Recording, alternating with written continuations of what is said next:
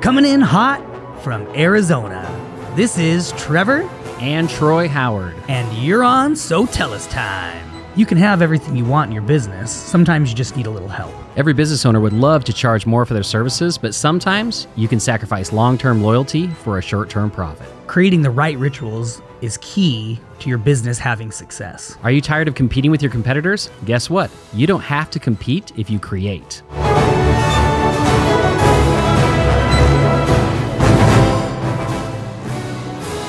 Hey everybody, welcome. It is a happy Tuesday morning. Happy. Yes, it is another good Tuesday morning. And I'm sure yesterday, just like always, we talk about the Mondays. You cranked through that, had a great Monday, and now it's Tuesday and you can breathe a little. You've got through all the emails from over the weekend, all the jobs, the estimates, all the things that, you need to take care of. And that's what's glorious about Monday is it's like get in there, crank hard, and then Tuesday, maybe take a little breath of fresh air, enjoy SoTellUs Time, and, eat something good for lunch. Treat yourself today. Okay, guys. Well, today we're going to be talking about something that I feel like all of us have been struggling with. All of us have been impacted by. And this is something that I think is going to really help because we're actually in the middle of doing this as well. And this helped us out a ton, so we wanted to share it with you guys. So just like most businesses and all businesses, I feel like today, finding good people, finding employees is very hard. Just went through a pandemic where it created a lot of people who didn't want to work in an office anymore. They didn't want to show up to work anymore. Yeah. They loved getting a government handout. Like in our case, current employees figured out how to, maximize that. Well, former employees, I should say. No. Yeah. But, and you probably have experienced the same thing that we have. But we are going to talk about 12 tips for hiring for entrepreneurs to be able to find and hire the right people. And I think this is going to be really helpful because we are currently in the midst of hiring another developer, and we were able to use these same exact tips to do that. And it's made things a lot easier. So Troy, go ahead, jump in. Yeah, absolutely. So we're not going to be talking about like where to go to hire people, anything like that. But we're going to be talking about is just some tips that will make the hiring process better and help you find the better candidates, right? Find the right person for your company. So we're going to run through these 12 tips right away. So the first one is resumes can include references and they're better than nothing. Right. However, they can mostly be lies in print. Basically, you look at a resume and you're like, oh, okay, this is kind of good. This looks pretty good. And then you meet the person, you're like, you're not even the same person. No. And we have had this a million times where we've actually hired people and they did not have any of the skills or even close to the skills that their resume said they did. Yeah. That makes it tough. And the other thing too is like even their references, right? Sometimes they'll put references down and it's really hard to get a hold of those references, or you call that company and they're like, won't even say anything about the employee. Red flag number one. And I'm going to talk from experience here. If you call and the former company will not do anything but confirm that the person worked these dates from this time to this time, that is a huge red flag. And don't be like, oh, that's because they'll tell you it's just our company policy and everything like that. Every time we've done it, we have regretted it. Yeah, exactly. Usually what it means, we're just going to be honest with you here. Usually what it means is that they fired that person 100%. And they're paying unemployment on that person. Yep, exactly. And they are hoping that you'll hire them so that they can stop paying unemployment. Yeah, because every time we've called references where the person was amazing, that previous company had no problem ranting and raving about them. Yep, exactly. So really pay attention to those references. Another thing you can do is like, instead of just getting a reference, say like, hey, can you give me a letter from your, current provider, previous, employer? Or is there any videos you have of them talking about your work? Like try to get more than just a reference. Yep. The other thing is, be clear with what you want and what you don't want. Yeah. Like a lot of times what we do is when we're, putting information out there, like, hey, I'm looking for someone who will do this, and this, and I'm looking for these skill sets and I'm looking for, this experience, but we never list what we don't want. Right. And I think that's really important to list, hey, this is what we don't want. Like, go ahead and weed those people out before they even enter into your interview process. Exactly. And that's one of the things that Trevor has just done recently with our interview process. He has a question right there that basically says, do you live in Arizona? Yeah. And are you willing to come into the office every day and work? Work in office. That's right. And if you're not, literally, if you say no to either one of those questions, you're disqualified. Correct. You're out, right? Yep. So we know what we don't want, and we disqualify them immediately for that. That's right. The other thing you want, next one, number 3 is, this is important. You can't train integrity. Oh, so true. So true. Yeah. They either have it or they don't. Yeah. And especially in today's society where people want to work remotely. Yeah. A lot of them want to work remotely because they don't want to work. Yeah, we have perfect examples of this, and it's so funny. I was just talking to somebody at one of the events we were at, and it was just in the hot tub, so it wasn't even somebody that was attending the event. It was just someone at the hotel, and it was so funny because you could tell they had employee mentality. They thought they deserved more than what they were worth, and I can gauge that based on what they were telling me, because trust me, I've hired a lot of people and we've had to fire a lot of people as well. And it was very much like their opinion was how, it's so much better working from home and they're so much more productive. In fact, they work too much now.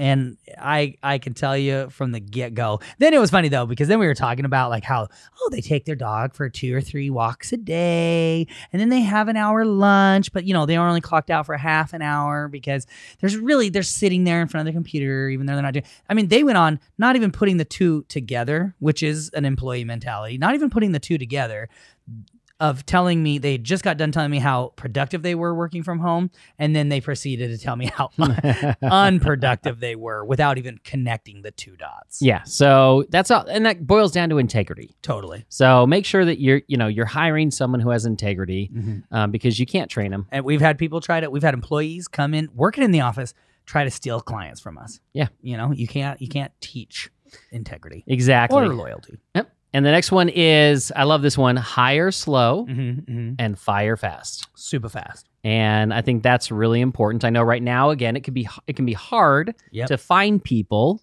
So you may just be hiring whoever you can get. Yeah. I mean, one thing to think about when it comes to that is we all hold on to this idea of the value of someone, right? Yeah. And one thing that I think in order to be competitive in today's market is you need to be willing to push it further, unfortunately, pay-wise. And you may be thinking, I can't afford that, but can you afford not to have a person? Right. And if pushing that budget a little further gets you that qualified person versus, crap that you keep having to, a revolving door, it will 100% pay for itself. Yes. They will pay for themselves probably 5 times over at least. Exactly. I love this other one. Birds of a feather flock together. So basically, if you know someone who is just a rock star employee, ask them who they know that's like them, right? If they're successful, most likely they hang around successful people. Yeah. And so just, that's what we do when when we're going to hire a new sales guy, we're like, hey, who do you guys know? Yep. Because guess what? They know a ton of sales guys, right? They talk with other people. Oh, you're in sales. I'm in sales. Right? So see if there's somebody in their network that would be a good fit for the business. Well, and you'd be surprised. You might think, well, they might hire, they might refer somebody that's crap. Our guys have literally been like, there's a couple of guys in mind, but 2 of them, I just don't think, they start and they're like, this is like my name on bringing them in. And so they've been like, I'm not going to bring them. This guy is awesome, but you know what? I know he had a problem this time or blah, blah. Anyways, I don't think you really have to worry about that unless it's a crappy employee already. Right. Birds of a feather, right? A crappy employee is going to bring another crappy employee in. Exactly. All right. Number 6, the best people that we've ever gotten was through word of mouth and through referrals. 100%. So, you'll go through the hiring process, Indeed, or any of those places, and you can find a gem in there. Yeah. But the best ones that we've found in our business came through a referral. Diamond in the rough. Okay, number 7, if you want the best people to hear about your business, you actually have to have something worth talking about. True. And there's 2 sides to that. One, your company, right? how does your company present itself? Like, do people look at it and go, oh man, I want to work for that company. That looks awesome. Right. And then 2, kind of what Trevor talked about, what's your offer, right? Is your offer to them something that's worth talking about, or is it like every other offer out there? Yeah. Are you just competing, with the same that everybody else is offering? Because then you're not even competing. Exactly. And again, it may not be money. It could be the culture. It could be like extra benefits.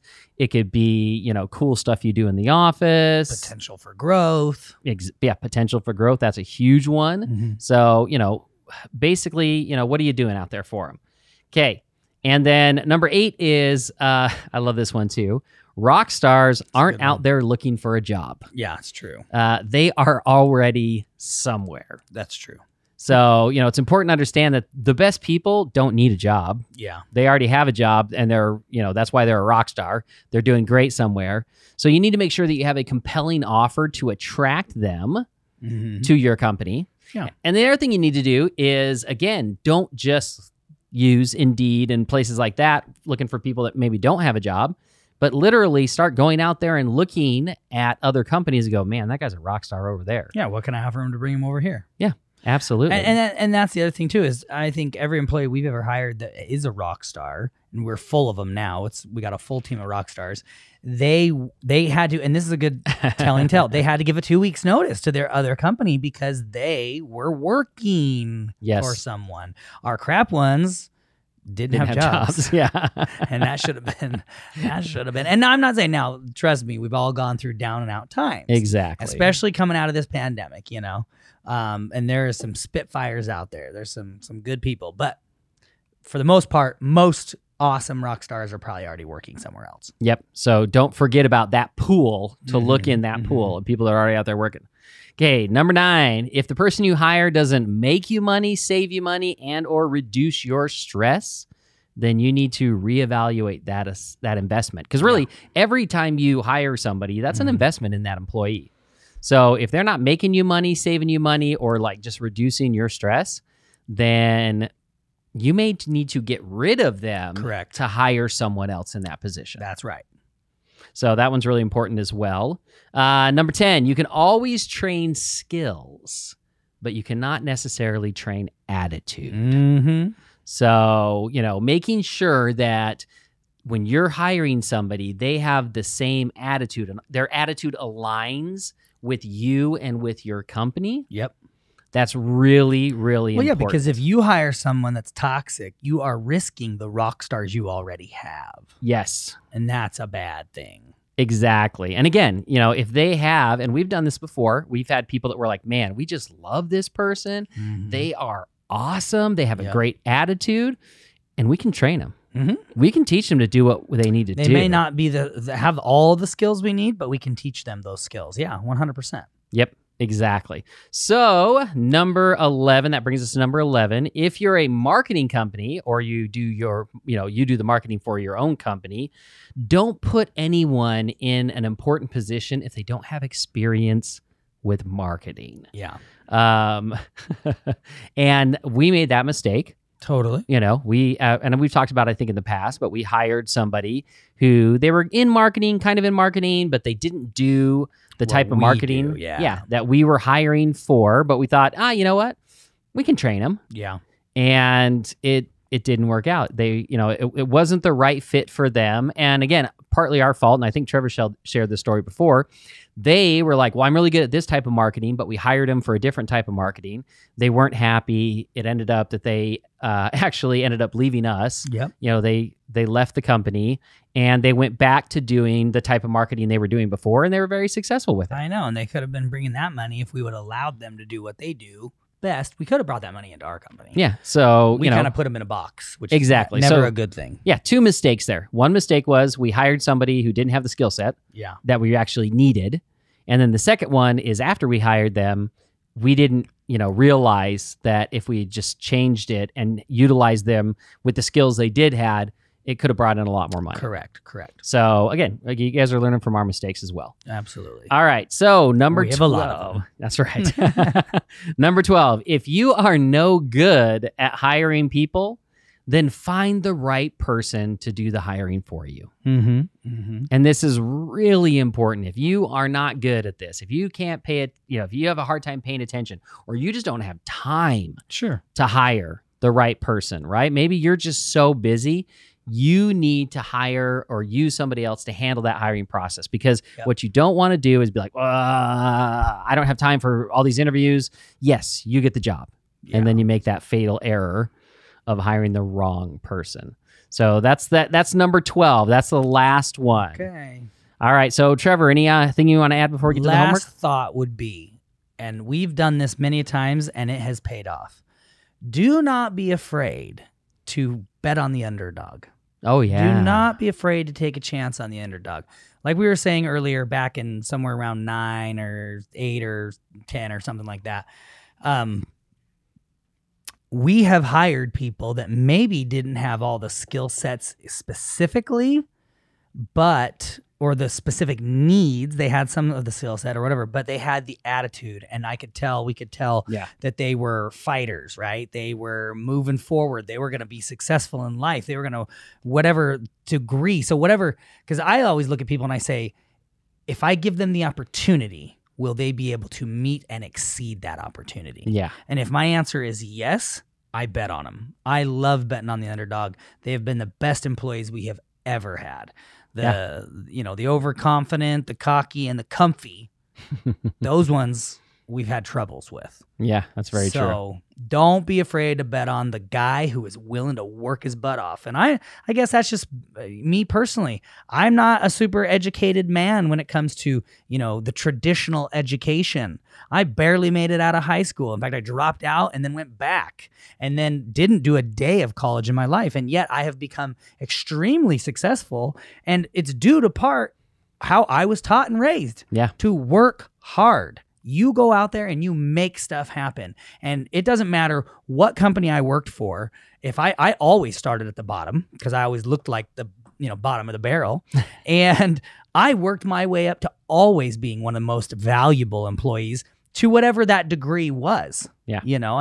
Maybe, of course, I didn't necessarily make it to management level or whatever it was, but whatever I could, however I could grow, I did grow. And I became so valuable that people just never wanted to let me go. They were like, oh my gosh. And so look for those guys. Those guys are the ones that you want standing by you. They're the ones that will actually believe in what you're doing and work their butts off for it. All right. Anyways, there's my preach for the day. All right, guys, your homework, as you can imagine, is to look at all of these 12. Pick the ones that you need. Pick the ones that you need to be better at.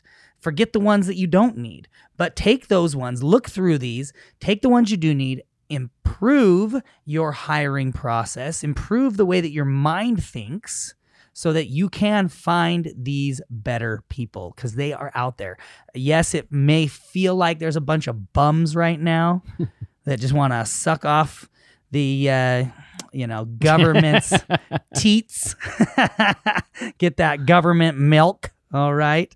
And, but there are a lot of people out there willing to work. Good, amazing people. So just sift through the losers and get to them winners. All right, guys. Well, we appreciate you. We love you. Share us, like us, comment on us. And like I said, always check out YouTube. That thing's growing like a weed. I love that. That's so fun. And we will check you guys out on the next episode of SoTellUs Time.